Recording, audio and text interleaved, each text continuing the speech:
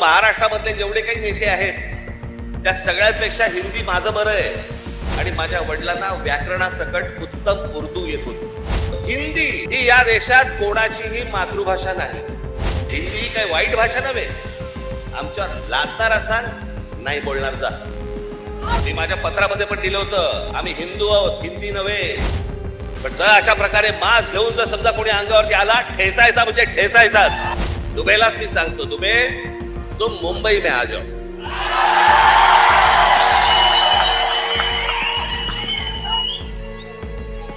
मुंबई के समुंदर में डुबे डुबे कर मारेंगे।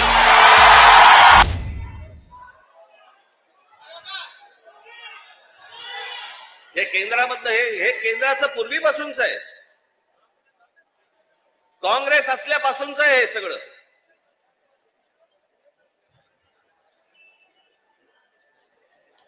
मुंबईसह संयुक्त महाराष्ट्र झाला त्याचा जो लढा होता, इतका प्रचंड मोठा लढा, ही मुंबई महाराष्ट्रापासून बाजूला करण्याचा डाव होता।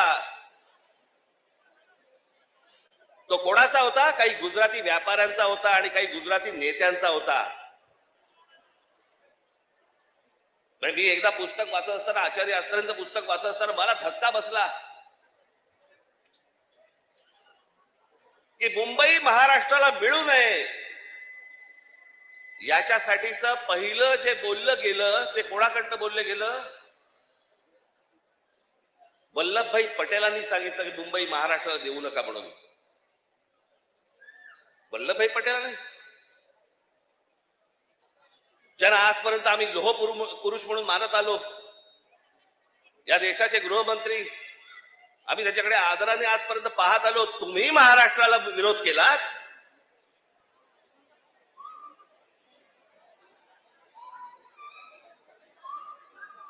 ज्या ज्या वेळेला महाराष्ट्रामध्ये आंदोलन झाली त्या त्यावेळेला हे मोरारजी देसाई गोळीबार करून लोकांनी ठार मारले होते, मराठी माणसाला ठार मारले होते इथे महाराष्ट्रात। गेले अनेक वर्षांचा ह्यांचा मुंबईवरचा डोळा आहे, अनेक वर्षांचा। हे सहज नाही होते सगळ्या गोष्टी। मी त्या दिवशीच्या माझ्या भाषणामध्ये मी म्हटलं ना, हे चाचपडून बघतायत, तुम्हाला चाचपडून तपासून बघतायत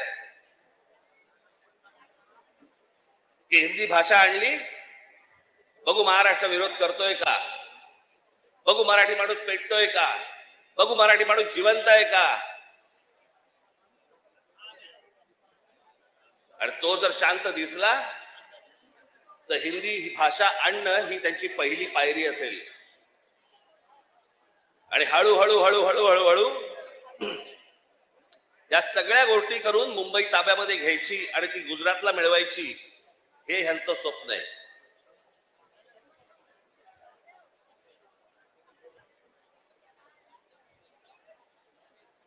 खरं तर बाकीच्यांचा विषय येतो कुठे मला कळतच नाही।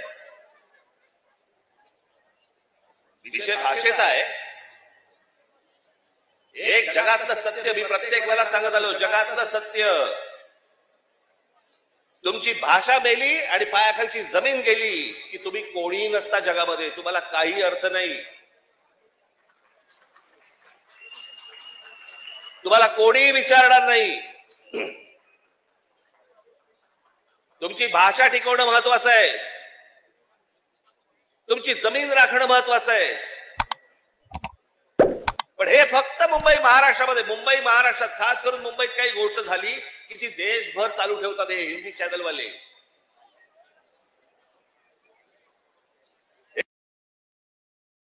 कसले हिंदी चॅनलवाले?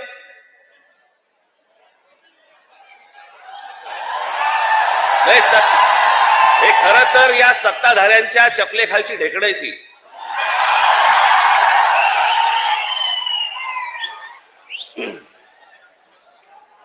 आता बघा, थोड्या वेळात बघा सुरू करतील, राज ठाकरेने उगला जहर।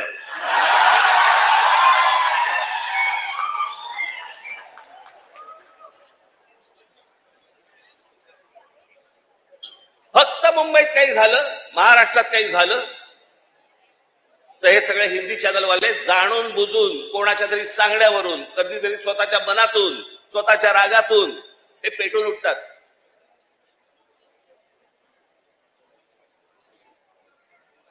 माझ्या बिहार मधले जे काही लोक आहेत, माझं त्यांनाही विचारणं आहे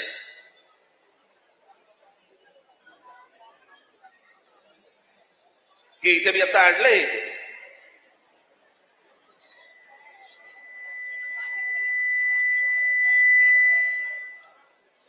28 सप्टेंबर 2018, ऐका नीट मी काय बोलतोय. 28 सप्टेंबर 2018 धुंदार, हिम्मतनगर जवळ, जिल्हा साबरकांठा, गुजरात, 14 महिन्याच्या एका मुलीवरती बलात्कार झाला. ती मारहाण, त्याच्यानंतर बिहारी लोकांना गुजरातमध्ये मारहाण केली आणि जवळपास मारहाण करून 20,000 लोकांना गुजरातमधनं बिहाऱ्यांना हाकलून दिले, बाहेर काढले. झाल्या का बातम्या?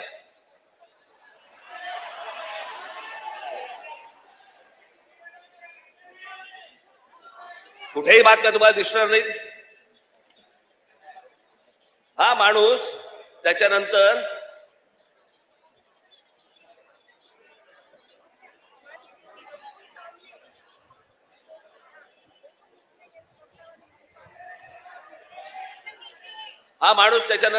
याने भारतीय जनता पक्षामध्ये प्रवेश केला, त्याला तिकीट दिलं गेलं आणि तो आमदार देखील झाला. म्हणजे यांच्या राज्यामध्ये हे वाटेल ते करणार, बाहेरच्या राज्यांमधली लोक आतमध्ये घेणार नाहीत, त्यांना मारणार, हाकलून देणार. 10-10, 20, आता परत झालं, आता परत गुजरातमध्ये झालं आणि बिहारी लोकांना गुजरातच्या बाहेर काढलं. झाल्या बातम्या? नाही झाल्या. इथे एका मिठाईवाल्याच्या कानफडीत बसल्यावरती देशाची बातमी घडते, देशाची.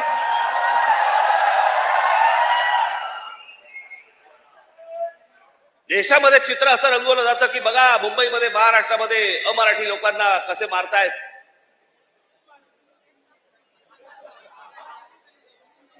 हे काय प्रकारचं राजकारण सुरू आहे देशामध्ये, आपण लक्षात घ्या.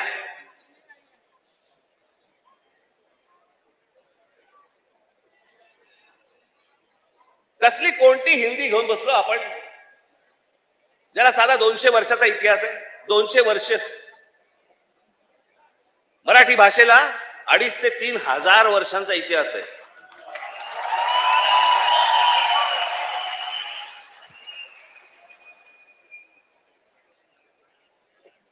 मराठी भाषेला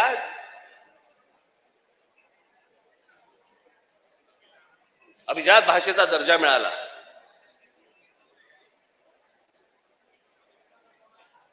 या शिवतीर्थावरती इथे मुंबईला पंतप्रधान नरेंद्र मोदींच्या समोर मी त्यांना सांगितलं होतं, माझ्या फक्त 5 गोष्टी आहेत, 5 अटी आहेत गोष्टी. त्यातली एक पहिली, मराठीला अभिजात भाषेचा दर्जा तुम्ही द्या. पंतप्रधान झाल्या दर्जा दिलाय, वर्ष झालं, 1 रुपया नाही आलाय. हिंदी भाषेला म्हणजे गंमत बघा, एखाद्या भाषेला जर समजा अभिजात भाषेचा दर्जा द्यायचा असेल तर त्याला कमीत कमी 1400 वर्ष जुनी ती भाषा पाहिजे. बरोबर? ही अट आहे कमीत कमी. म्हणजे हिंदीला अभिजात भाषेचा दर्जा मिळायला अजून 1200 वर्ष आहेत. 1200 वर्ष आहेत. आणि ती भाषा तुम्ही आमच्या लहान मुलांवरती आणि आमच्यावरती लादणार. हिंदी या भाषेमुळे हिंदी चित्रपट सृष्टीतल्या नटनट्यांचं भलं झालं, ह्याच्या पलीकडे कोणाचं भलं झालं जरा सांगा मला. साधी गोष्ट आपण पकडूया की उत्तर प्रदेश, बिहार, मध्य प्रदेश, राजस्थान इथे हिंदी बोलली जाते. मग हे लोक उठतात आणि महाराष्ट्रामध्ये नोकरीसाठी काय येतात? जर हिंदी भाषेमुळे जर तुमचंच भलं झालं नसेल आणि तुमचीच राज्य मोठी झाली नसतील आणि तुम्हाला जर दुसऱ्या प्रदेशामध्ये जाऊन जर समजा तिकडे येऊन नोकऱ्या कराव्या लागत असतील, नोकऱ्या मागाव्या लागत असतील, गुजरात सारख्या राज्यामध्ये जाऊन तिकडे जर समजा तुम्हाला मार खावा लागत असेल, हिंदीने काय भलं केलं तुमचं? कोणती भाषा घेऊन बसलोय आपण? आणि त्या भाषेसाठी म्हणून महाराष्ट्राचा मुख्यमंत्री पेटलाय. मला कारणच नाही कळलं.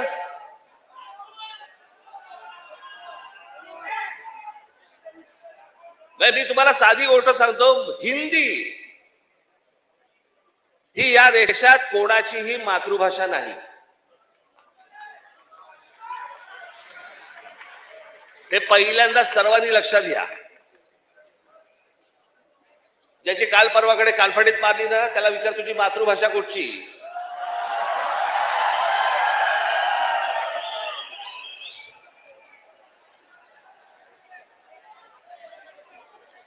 हिंदी ही इकडच्या तिकडच्या सगळ्या कडबोळ्यातनं तयार झालेली 100-200 वर्षापूर्वीची भाषा. बाकीच्या सगळ्या केवढ्या जुन्या भाषा आहेत. उत्तर प्रदेश, बिहारला आता समजलं पाहिजे, राजस्थानला आता समजलं पाहिजे. मी आता एक आणलं इथे उदाहरणार्थ बघा. हिंदी या भाषेमुळे हिंदीने किती भाषा मारल्या, तर जवळपास 250च्या आसपास भाषा मारून टाकल्या. त्याच्यामध्ये कांगरी, गडवाली, कुमाऊनी, अवधी, हरियाणवी, ब्रज, भोजपुरी, मगधी, बाघेली, छत्तीसगढी, बुंदेली, माळवी, दिल्ली, नागरी, बागरी, मारवाडी अशा अनेक भाषा आहेत.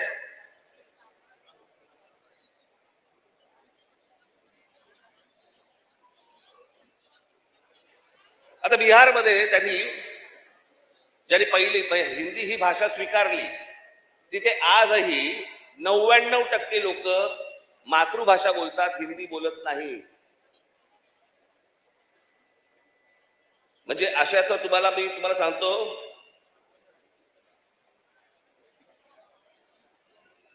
हनुमान चालीसा आहे ना, हनुमान चालीसा, ज्याला तुम्ही हिंदी म्हणता, ते अवधी आहे, हिंदी नाही.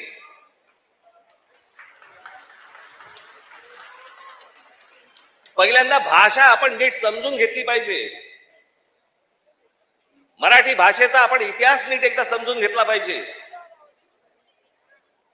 पण ह्यांना भाषेवरती यांचं प्रेम नाहीये. माझं तर सगळ्या भाषांवरती प्रेम आहे. माझा तर दावा कदाचित चुकीचा नसावा,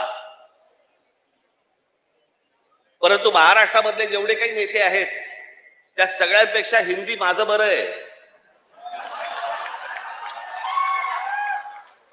आणि याचं कारण माझे वडील. माझ्या वडिलांना व्याकरणासकट उत्तम मराठी तर येतच होतं, उत्तम इंग्रजी येत होतं, उत्तम हिंदी येत होतं, आणि माझ्या वडिलांना व्याकरणासकट उत्तम उर्दू येत होतं. भाषा कोणतीही वाईट नसते, कधीच वाईट नसते. जगातली कुठची भाषा वाईट नसते. हिंदी ही काही वाईट भाषा नव्हे. आमच्यावर लादणार असाल, नाही बोलणार जा.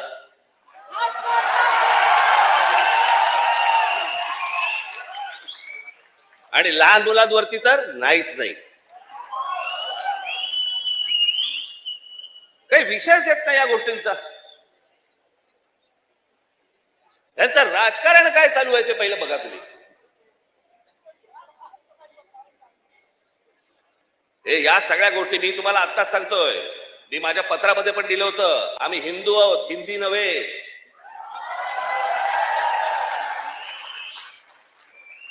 पण हिंदुत्वाच्या बुरख्या खालून जर समजा तुम्ही माझी मराठी संपवायला येणार असाल, माझ्यासारखा कडवट मराठी तुम्हाला सापडणार पण नाही.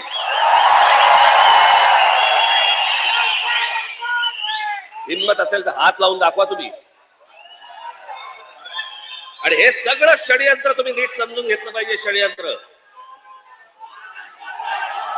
मुंबईला जर हात लावायचा असेल, तर ह्या ठिकाणचे सगळ्या मीरा भाईंदर पासून तिथे पालघर पर्यंतच्या सगळ्या जेवढ्या मतदारसंघ आहेत, हे मतदारसंघ ह्यांना अमराठी लोकांचे करायचे.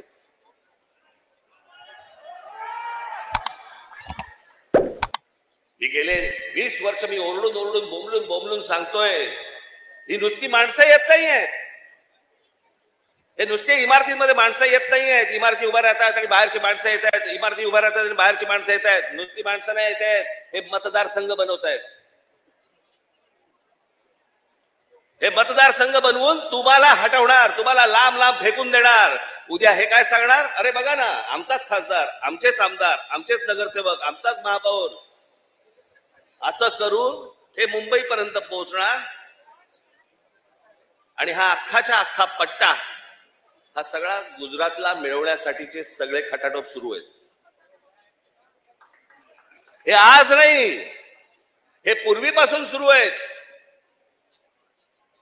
पूर्वी त्यांनी तर जाहीररित्या सांगितलं होतं, पण आता कसं आहे, आता हे लपून छपून हळूवार पद्धतीने या सगळ्या गोष्टी सुरू आहेत.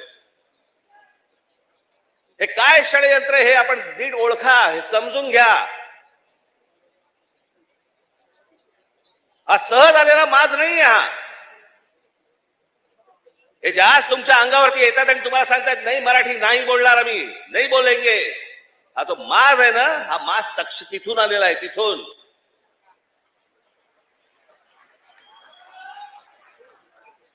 आज तुमच्याकडे काही लंब चौडं भाषण करण्यासाठी नाही आलो मी. खरं तर आज शाखेच्या उद्घाटनाला आलो होतो. मला अविनाशने मला सांगितलं की साहेब तिकडे येणारच आहात तर एक छोटी सभा आपण घेऊन टाकू.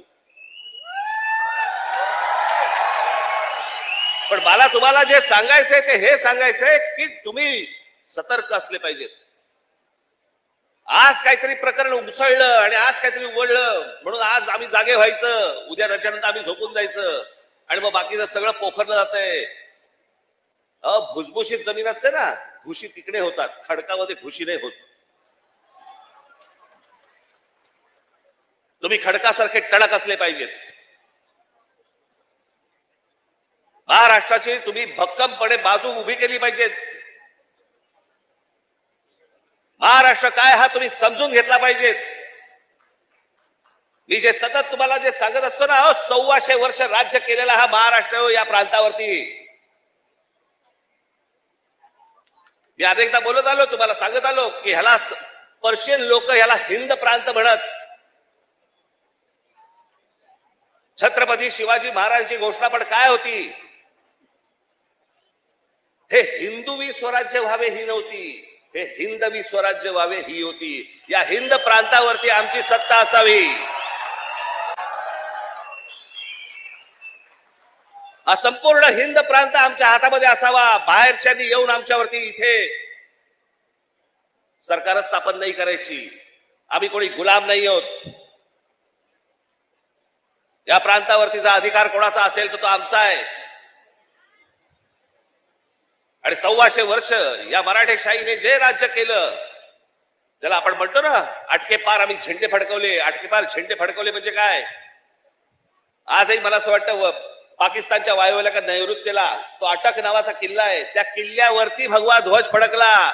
ते अटक किल्ला, तो अटके पार झेंडे फडकवले आम्ही. तिथपर्यंत पोहोचले होते मराठे.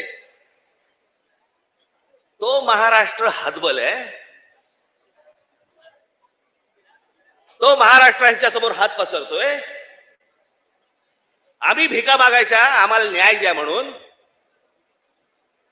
तुम्ही या महाराष्ट्राचे राजे, तुम्ही या महाराष्ट्राचे मालक. बाकीची माणसं बाहेरून आली, ती तुमच्यावरती रुबाब करणार आणि आम्ही हतबलतेने त्यांच्या समोर बोलणार, अरे नाही नाही भाई साहब ऐसा मत. का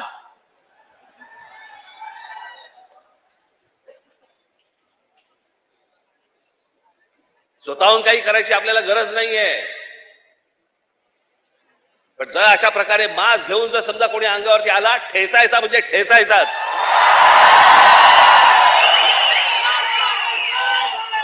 त्या दिवशी तो कोणतरी भारतीय जनता पक्षाचा एक खासदार,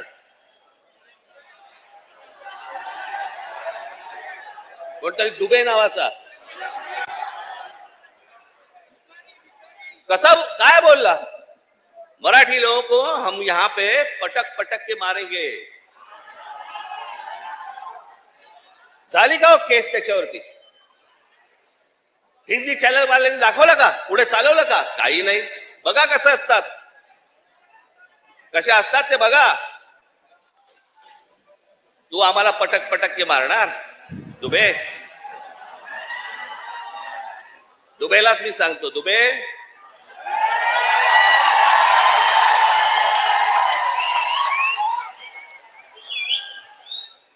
तुम मुंबई में आ जाओ.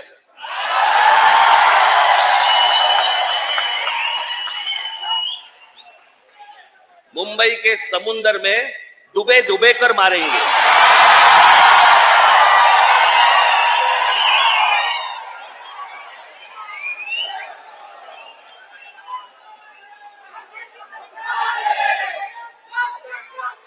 त्याला हिम्मत होते बघा कशी।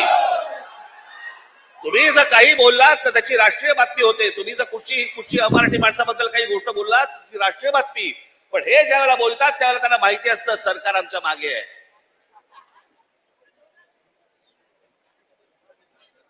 कारण सरकारच जर समजा या गोष्टी इथे लादत असेल तर या लोकांची हिंमत तर वाढणारच आहे। एक गोष्ट त्या दिवशी मी सांगितली, पुन्हा एकदा सांगतो, तुमची सत्ता असेल ती लोकसभेमध्ये आणि विधान भवनामध्ये, आमची सत्ता रस्त्यावरती आहे, रस्त्यावरती। काय नाही, 56 इंचाची तुम्ही पण छाती बाहेर काढून फिरा। हा महाराष्ट्र आहे, तुमच्या बापाचा महाराष्ट्र आहे। परत कोणी जर महाराष्ट्रामध्ये वेडा वाकडं वागायचा प्रयत्न केला, माझा महाराष्ट्र सैनिक त्याचा गाल आणि त्याचा हात या सगळ्या गोष्टींची युती झाल्याशिवाय राहणार नाही।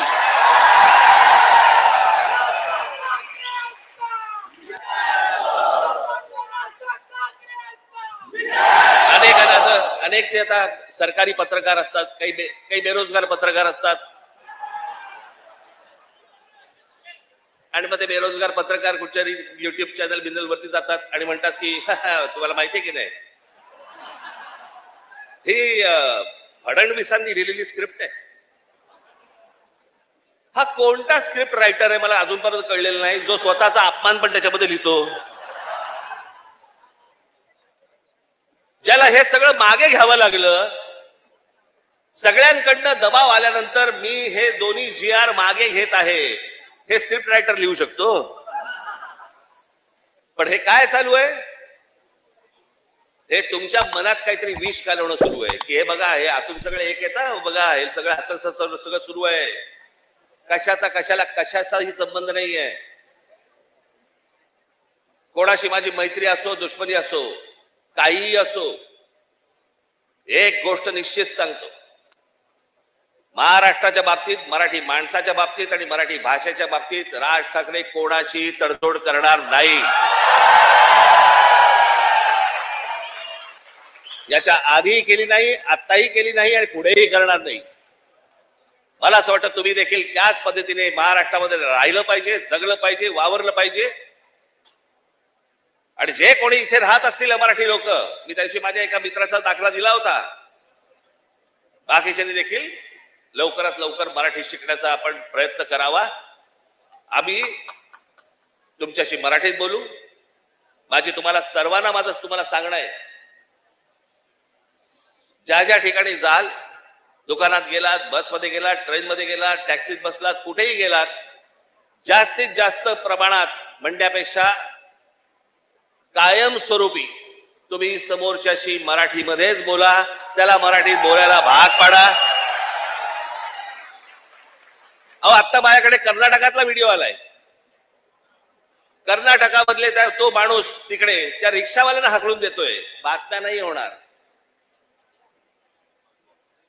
कारण त्यांचे सत्ताधारी, त्यांची सरकार त्यांच्या जनतेच्या, त्यांच्या लोकांच्या खंबीरपणे पाठीशी उभे असतात। वरती कोणी येऊ अगर न येऊ, ते महाराष्ट्रात फक्त भोगत आला आणि महाराष्ट्रात फक्त भोगतोय। त्यांना काय वागायचं त्यांचं त्यांनी वागावं, पण मला तुम्हाला फक्त एवढंच सांगायचंय की तुम्ही खंबीर राहा, तुम्ही कडवट राहा। जर तुम्ही घट्ट असाल, तुम्ही जे खडकासारखे टणक असाल, कोणी आतमध्ये शिरायचा प्रयत्न करणार नाही। आजूबाजूला कोण येतंय, कोण राहतंय, कोण काय करतंय, याच्यावरती सतर्कतेने तुमचं लक्ष असलं पाहिजे। एवढीच फक्त आज विनंती करण्यासाठी म्हणून मी आज आपल्या समोर इथे आलो। आपण सगळेजण इतक्या मोठ्या संख्येने आलात, आपल्याला सर्वांना धन्यवाद देतो आणि फक्त एवढंच जाताना सांगितलं, सतर्क राहा, सतर्क राहा, सतर्क राहा। धन्यवाद। जय हिंद, जय महाराष्ट्र।